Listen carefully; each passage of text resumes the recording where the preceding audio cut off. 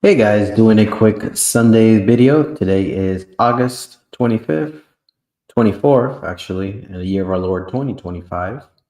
And I just wanted to go over some of my previous posts because that gives me a good jumping on point or off point to talk about them. One of them that I wrote is talking about Humani Generis by Pius XII and Humani Vitae by Pope Paul VI. And one of the reasons that I mentioned these two posts, oh, yes, definitely subscribe and like and follow me, Mr. Cologne and Mr. C at Aliman, the YouTube or Twitter channel. And on Tuesday, August 26th, we'll be doing at 7:30 a TLDR Apologetics 4x4. We have done one so far, Pillar 1, which is God is, God exists, God rewards, and God is moral. And we're going to do the second pillar, the pillar being uh, the bodily resurrection of Jesus the Christ. All four things very important, and we're going to talk about that in each detail and why that is a key of understanding our faith. And with the four pillars together, it gives you 80%, 75%, a lot of what your belief structure is and how you can build upon that and have a spiritual relationship with God. So all right, Humani Generis. And the reason I wanted to talk about these two because Humani Generis was Pope Paul XII. He was declining in health, and usually a lot of people say that's why the church began to, in the human aspect, not be as traditional and lead the way into Vatican II. But Humani Generis left the door open and lacked doctrinal boundaries when it came to evolution. And I have here allowed the discussion of theistic evolution, but lacked hard doctrinal boundaries. And that is, I find a lot of things with the faith itself. We do a lot of guardrails and a lot of pillars and suggestions and give you the framework. And we don't do a lot of application. I think a lot of church teachings or circumstances are good that we know the framework and how things works and what the boundaries are. But if we don't provide examples as well, it like if we have voting guides or things have to do with hard issues or hard sayings, there needs to be examples so that people can also relate to those things. So not only the guardrails and what the principles are, a very important starting point, a primary starting point, really. But we need to plug that into real life and then give real life examples so that way it can actually be applied properly. And this is one of the negative aspects is humanity generous and left the door too open so that um, people who are Catholic or Christian still can wrongly introduce wrong ideas into evolution, really undermine Genesis, the first 11 chapters of Genesis, and just doctrines such as original sin and things of that nature. Humanae Vitae came after Vatican II, and it was just it took too long for it to come out. That's one of the reasons that I talked about, and also it took away the ends of marriage, which originally was number one was for the procreation, education of children, and then number two was for the good of the spouses, and it equalized them. And by equalizing them, you can see how eventually, depending on what text or pastoral imperative, we have the good of the spouses outweighing children and education of them. So, and even if you can take that to negative conclusion, just X out the second aspect and just have the good of the spouses, and then spouses could be anyone you want them to be, right? Married or otherwise. And you can see why if we don't even pastorally have strict guidelines on certain issues that it could go haywire. So I just put this together. I'm talking about these two aspects, how both the timing and the actual force of papal statements needs to be clear, concise, and well, as concise as it needs to be, right? Sometimes it's worded too broadly, and I think that was a criticism of post-Vatican documents generally, but even especially Pope John Paul II, specifically as he took a while for him to get to the point to land the plane. So, especially with these teaching documents, it needs to be straightforward as long as it needs to be, and have that forceful weight of the church behind it. Figures that inspire my political beliefs. I have here eight figures. Peter Kraft. We have here C.S. Lewis. Um, and we have here Uncle Pat. And then we have here, can't believe I was going to say Salazar, Francisco Franco. And then for honorable mentions, we have Akira Toriyama, Uncle George, Uncle Mel, and Johnny Cash. Are these people who are inspired me. And though not all traditionalists, Catholics or Catholics, they still inspire me in many ways. The true, the good, and the beautiful. All truth is God's truth. All right. So, generational curses and guilt. I put this as Catholic 102, so it's beyond Catholicism 101, just so that it has that impact of it's just a little bit more than just your basics in Catholicism, but it's still a general introduction to the faith. And then we have your original sin is inherited guilt. Only original sin is inherited guilt. Personal sins are not transmitted as guilt. Only temporal effects can pass to the descendants. Sometimes those temporal effects are very, very damaging, especially with the recent talk about suicide and how it can affect generations, or somebody using their wealth for frivolous purposes, how it can just damage people after them. And it's just decisions like adultery and just divorces. These things have long repercussions. So even if you're forgiven for these things, the aftermath and its effects really are tremendously hurtful. Going back to the original point, St. Augustine says, the soul of the son is not held guilty by the sin of the father except by propagation of original sin. And then we have Aquinas, the angelic doctor. The son does not bear the iniquity of the father unless he share in his guilt. And then we have some scripture passages that really back this up. Type of positive quote mining. I don't think quote mining is a negative thing. I think that's more of a when you're, anyways, just quotes that prove your point. Obviously, if they're taken out of context against other quotes that exist, that's a problem. But usually, respectful exegete knows how to avoid that. Ezekiel 18:20, the soul that sins shall not die. Deuteronomy 24, no but carries guilt. Jeremiah 31, each dies for his own sin. And then we have here the famous passage from Matthew 27:25, and that's based on the subtitle from the Passion of the Christ, which something that was uttered in the original language, but was not, the actual subtitles was not put for the movie. And that's one of the things, the only thing that I can think of when the Passion of the Christ came out, that Mel Gibson fell under pressure and did not add that to it. And that is when the Sanhedrin of the Jewish authorities accepted the responsibility for Christ's death.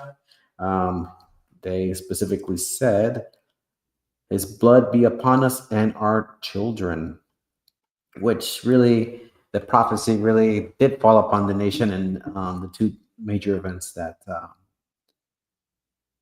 facilitated the downfall of Old Testament Judaism as it became Christianity is Christ and his incarnation and his teachings and his death and resurrection, death, burial, and resurrection.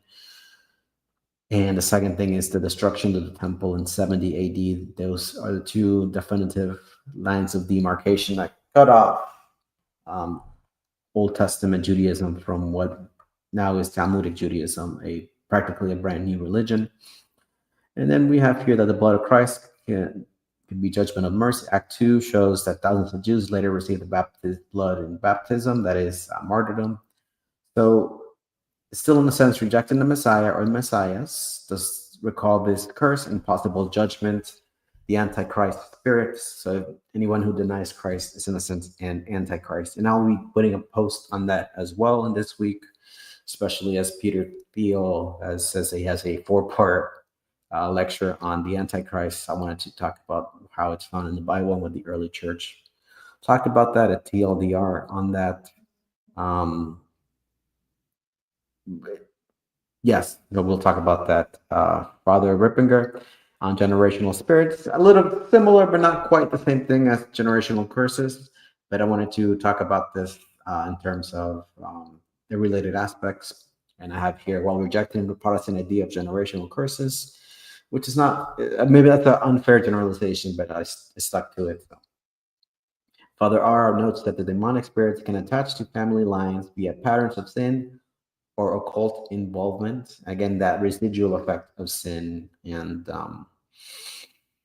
sometimes you can feel it in terms of, people talk about not only buildings have feelings, but cities themselves can have like specific vibes or feelings, and sometimes we rightly disassociate ourselves with new age and vibes and things of that nature. But there is a truth in the fact that sin and its effects can still remain in a specific place. So it's important to you yourself be in a place of sanctification. And if you're a priest, maybe sanctify or very big on house blessings or apartment blessings.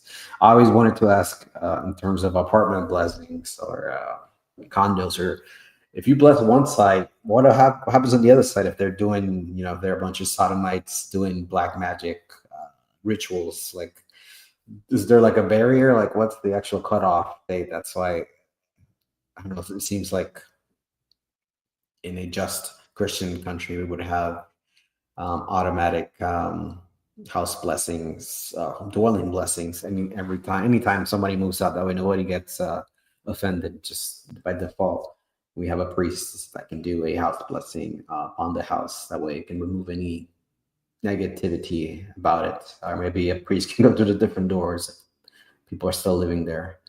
Just the notion that sin itself can attach to something, so it has like grip on people, or can. Keep going with the reading here. Those do not impose inherence of guilt, but may require deliberate renunciation, sacramental confession, and blessings to break their influence. And there's types of generational spirits, and Father Rippinger has it into 4 main types. And I do stress Father Rippinger, who is a great modern but traditional priest, though I cannot find any of these in, I guess, when I'm looking for Dessinger or any. Well, there actually some manuals. So I'll probably talk about those, since my familiarity again is with the early church and the scriptures. So anything outside of that, I'm not as familiar, but I'll do my due diligence to tell you the truth to the best of my ability.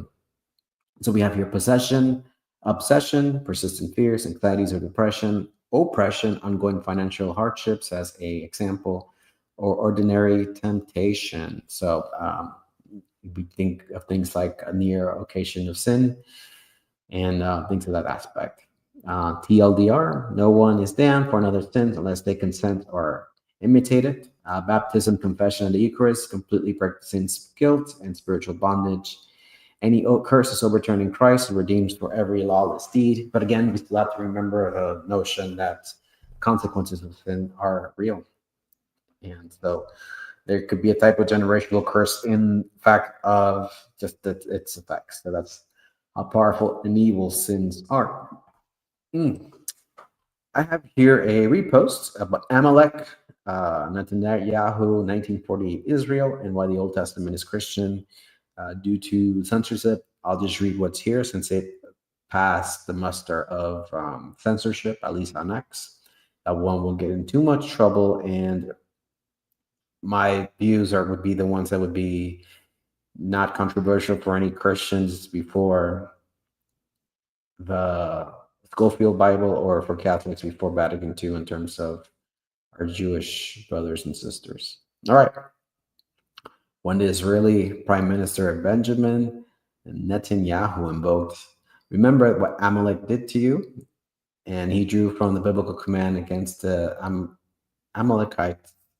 And this command was a singular divine judicial act in Israel's early history, theocratic history, not universal ongoing policy. At least that's the Catholic understanding. But their Talmudic Jewish understanding is one that is a little bit different. In Catholic tradition, Amalek narrative is historical in particular, a one-time divine judgment, not a template for later political warfare. A judicial judgment, God as a creator may impose temporal judgments, and man may not. Talk about them more figure them out since as God tells Job, where were you when I created the universe and when I created the heavens and the earth? And we're not owed anything by God, so life is a gift. So in a sense, He is free to take it from there.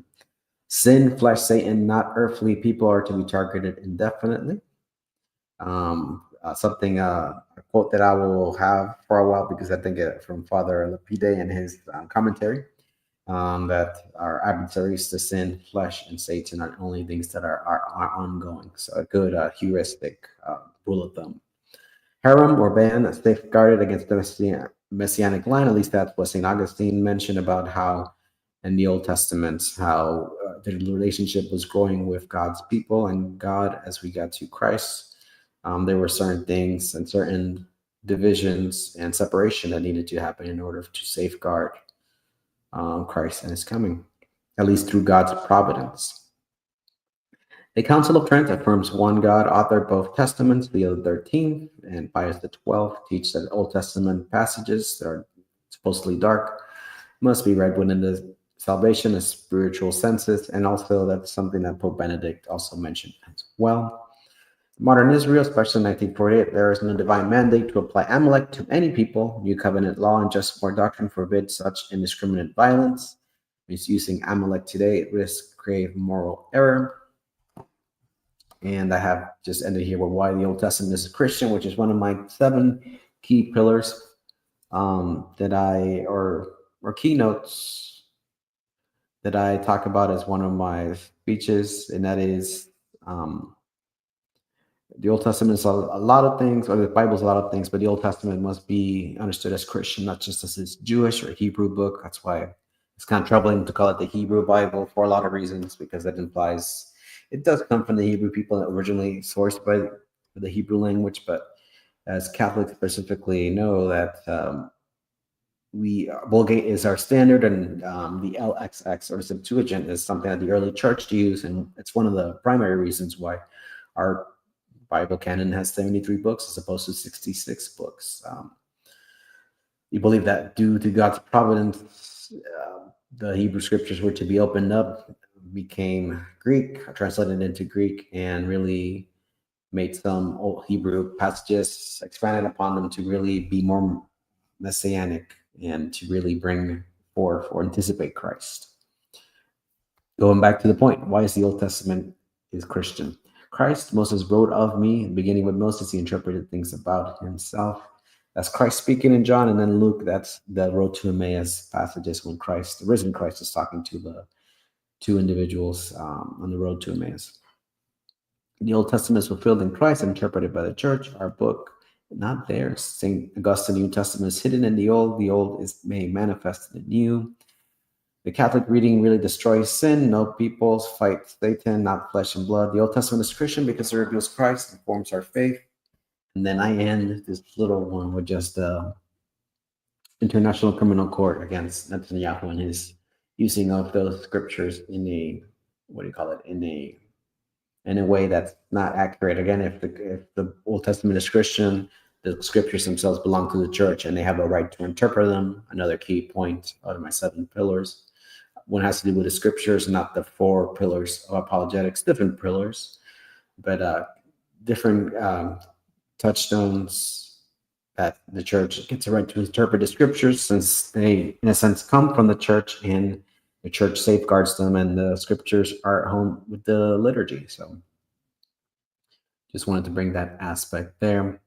And then we have here Jesus of Nazareth, something that I'll briefly touch upon, not only now, but on Tuesday, when we do the live teaching on the importance of the bodily resurrection of Jesus, the Messiah, or Jesus the Christ.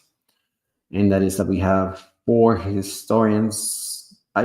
You see a lot of 4s usually because of X.com, and how we can have 4 images. So usually you see a lot of 4s, or for this and for that. So keep that in mind. So it's really 2 main ones, and that is Josephus and Pliny, but Tacitus and Suetonius are also important as well. But I would just wanted to stress that. John Meyer, Readings of Marginal Jews series. I wanted to do the whole quote, but I just decided to hey, can you summarize this? And it came with this summarization of his findings about Christ. Jesus of Nazareth was born from 6 to 7 BC in Galilee to a pious Jewish peasant family, baptized by John the Baptist or John the Forerunner in AD 28. Public ministry lasted from 2+ years between Galilee and Jerusalem, arrested in Gethsemane in April 6, AD 30, and then tried by Jewish officials, handed to Pilate, and crucified on April 7th, AD 30. Jesus was about 36 years old. And then we have here the 4 sources, Flavius Josephus in his Antiquities of the Jews. Jesus was a wise man, if we want to call him a man. There's a little bit of controversy about the whole passage to see if some things were added there, but for the most part, it gives you a good idea of what they thought of Jesus. The thing I didn't use because of the controversy was the Talmudic, the Talmud, actually, Babylonian Talmud. But we have Tacitus, we have Pliny the Younger, and then we have Suetonius. And then I wanted to add some extra people there at the end. And why the big 4 matter, because even Jesus existed and he did specific miracles and things of that nature, and was crucified under Pontius Pilate, a specific term that's important to use. And moving with compilation, or I guess where you can find those. This is the copy I have with the complete works of Josephus. I don't have the complete works of Tacitus or Pliny the Younger or Suetonius, but I'm saying his name wrong, but that's okay.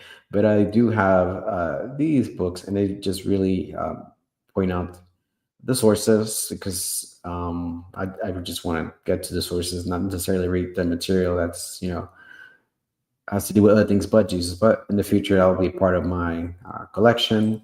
And to read this, I'll read Josephus, something I'll go over a little bit more in depth on Tuesday.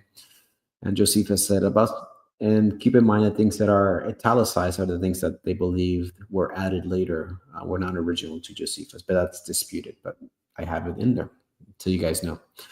About this time there lived a man, Jesus, a wise man, if indeed one ought to call him a man, for he was one who performed surprising deeds and was a teacher of such people as accepted the truth gladly.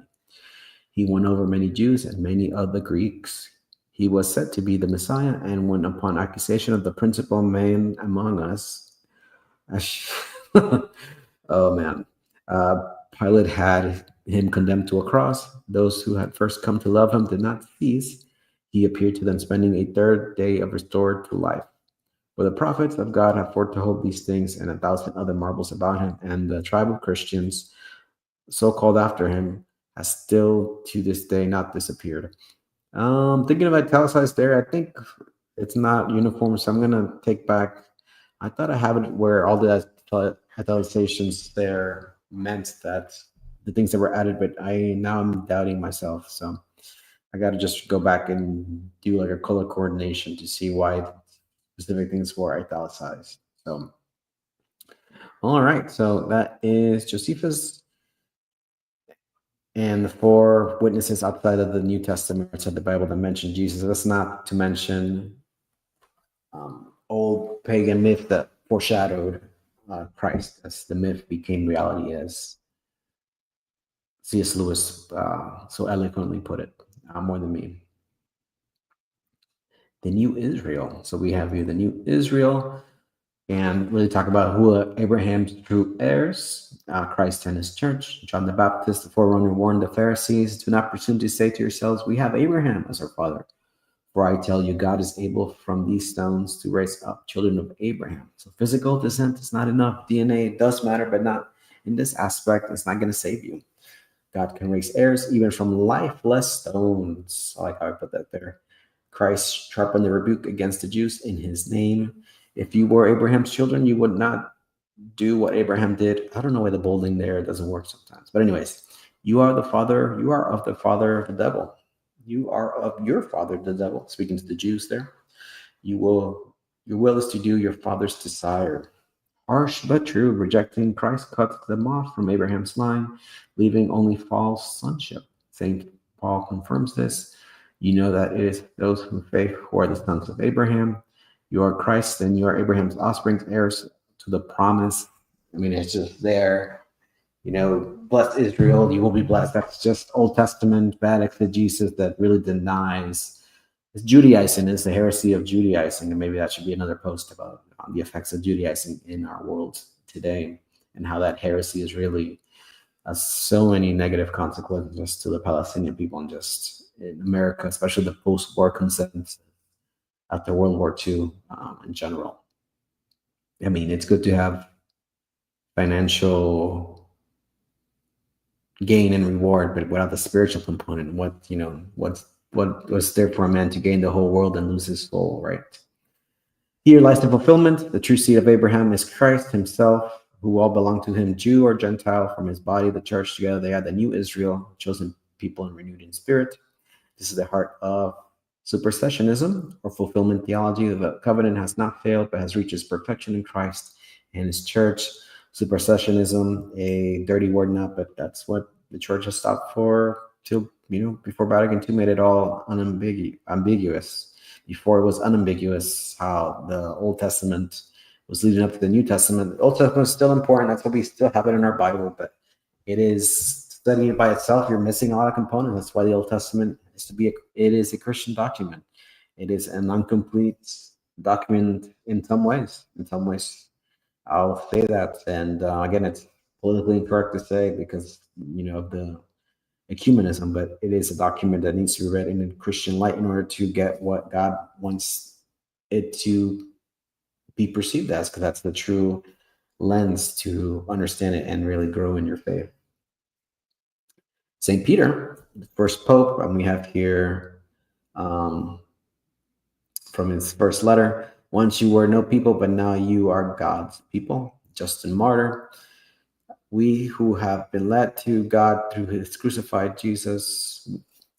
Sorry, I was reading and then I looked away. I don't know why. We who have been led to God through this crucified Christ are the true spiritual Israel. Dialogue with Trypho the Jew.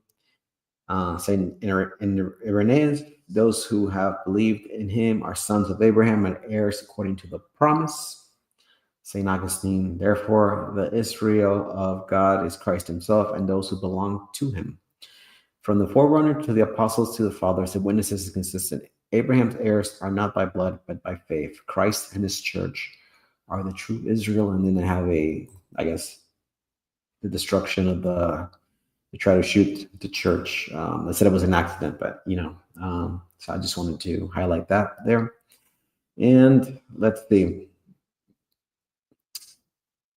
This is one that I really was inspired. I don't think I put who inspired me, but really when Mr. Dyer has his Orthodox versus Catholic spiel, he likes mentioning a lot of documents, and I wanted just to highlight some. I think I put it in 3 different eras: the pre-1054 documents, post-1054 documents, and then post-Vatican II documents that have to do with East-West relations, and just so you can read them and to see what they say. I've read not all of these. I skimmed most of these, to be honest, and I do have to have a better well-rounded understanding. But and then doing more of these posts and research, it's striking that the first 7 councils, they have the acts and the different declarations, and it's hard to find all, not only a good intro, but just all of it in one place, just the complete exhaustive decrees on them. And even online, I think the Tanner collection, that's the expensive one, that one's still incomplete. So when I'm rich, that's one of my primary tasks is to reprint early Christian works, and I'm going to have the default English translation of these. I have to be careful with copyright, but just what are the first 7 council, the complete council documents, a good intro, a good outline, and then the actual the text. If we have money, new translation that's not woke, and then good notes. The actual template and format probably looks like the Ignatius Catholic Study Bible, because as much as I like it, it has problems, but I think the actual formatting of how the text and the notes work are the best that I've seen in any study Bible. So we'll keep that format and highlight different aspects. So we have era one, the pre-schism era, Tome of Leo, which is controversial. Well, excuse that part, ecumenical councils. And then we have the post 1054 era. We have the Second Council of Lyons. We have what happened in 1054. I just put the Wikipedia overview of it. I should have found a good church document that really summarized that. I need a good history of the church book. There's a couple that I have. I really want a good one. Maybe I'll come up with a list of four, at least the four that I've read or that I can recommend. So we have the Second Council Alliance, and then I think I mentioned the Tanner volumes 1 and 2 are the expensive volumes, are the ones you really ones for the ecumenical councils, though even then are still lacking and missing some things. And then we have Council of Florence. We have Aquinas, Benedict, Leo 13. And then I have here what I found. I was trying to find Jay Dyer's list that he mentions all the time regarding what on Eastern churches and what the Catholicism says. So these are just links, so you can go partial, non-exhaustive, because I did a dive. I don't think it was the deepest dive, but it is, I think, still a good rule of thumb, a good overview of what the relationship between the East and West are. So I stand by it. Could have been finessed a little better, but maybe that's my charm, that I'm rough around the edges. And I have your purpose is at the crossroads of your passion and proficiency. That's it. That's the post. That's a tweet. I think that's the second or third tweet that I did that. It's really for me as well. I'm going to put a bookmark by it to remind myself as well that to find a purpose is not just have energy for it and loving it, but you have to be proficient and be a leader at it too. So if you have passion for something but you're not proficient, that's fine. Just find something that have both things. Or if you're proficient in something and good at something, build a passion for it, because passion is something you can also build up to it as well. So just good life advice. And my wife told me about it, but she got it from somewhere else, but I'm not going to put my wife's name, but God bless her, she's the one who brought me understanding of that. So all right, so there's me, and I wanted to talk about traditional Catholic teaching. So I wanted to skip to Catholicism and something of learning about the different actas and the AAS, and about when something is promulgated, just the stature of the magisterium. So reading from here, Catholicism 102, because it's more than beyond 101. Is really just ecclesial knowledge of how that works. What does it mean when a papal law is entered into the Act of the Apostolic See, or the AAS? It's true promulgation, since Pope Pius X's promulgation in 1908.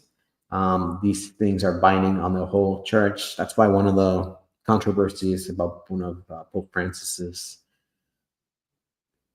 comments on Amoris Laetitia. One of the things, to be honest, since I stick to the early church and the scriptures, I don't follow too much current or ecclesial goings-ons.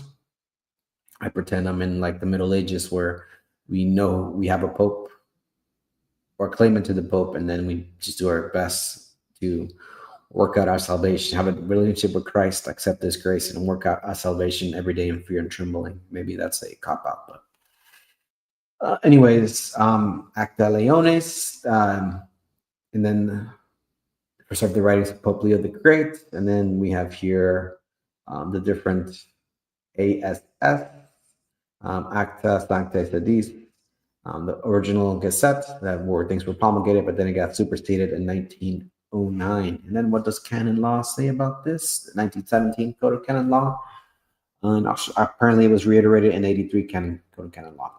Universal ecclesial law are promulgated by the publication in the Acta Apostolic Sedis, ASF, AAS, sorry. They take force after 3 months unless otherwise specified. That aspect of 3 months is kind of funny, just to know. Maybe that's enough room for error. nothing can be taken back. Which I have to have with tweets that I can edit. Sometimes I can do a tweet and I can edit it for an hour, and sometimes I can't.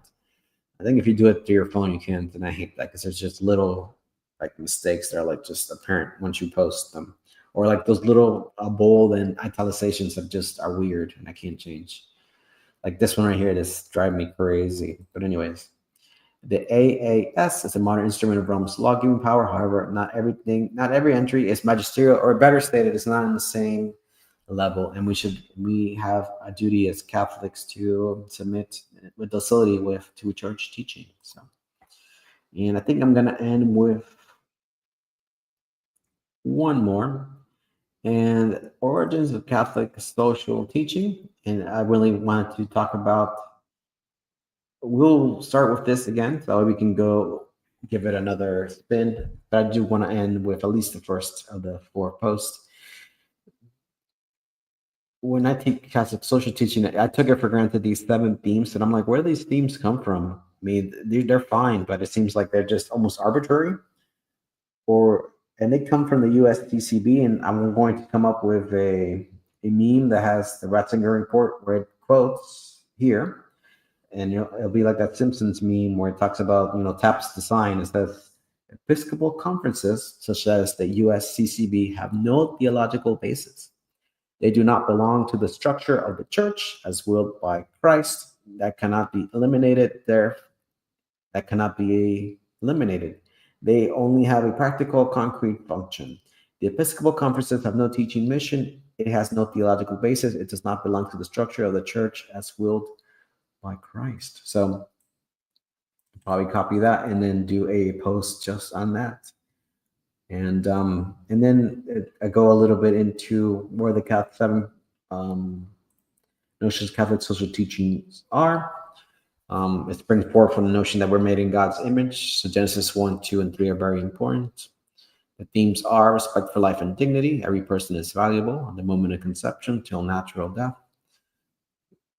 Family and community, rights and responsibilities. Everyone has basic rights and responsibilities. Helping the poor, fair and working conditions and workers' rights, solidarity, and I think that's supposed to be and. You must take care of the earth, caring for creation. So, this is just some of the posts that helped me do a little springboard and talk about different things. That was just a little rant that I did on the committed Christian, competent men that we need in all forms of leadership, not only committed Christians that are not Zionists, but competent men as well. And if we had those, so much good and could come on in the world. So take care. God bless, and follow me, Mr. C. Layman. Subscribe, like my posts, donate if you have a spare dime or two, and help me grow so I can do with better studio, better microphone, and better everything. So money solves. It's not the be all and end all, but money solves a lot of issues and problems. So God bless. Hopefully that's part of God's plan too, to bless materially, but also importantly to bless you and your family. And even though you might not see each other or meet each other, let us meet each other in our prayers. Take care. God bless, and be safe. Remember Tuesday, the live presentation on Pillar 2, bodily resurrection of Jesus the Christ. Take care and God bless. All right, it's over.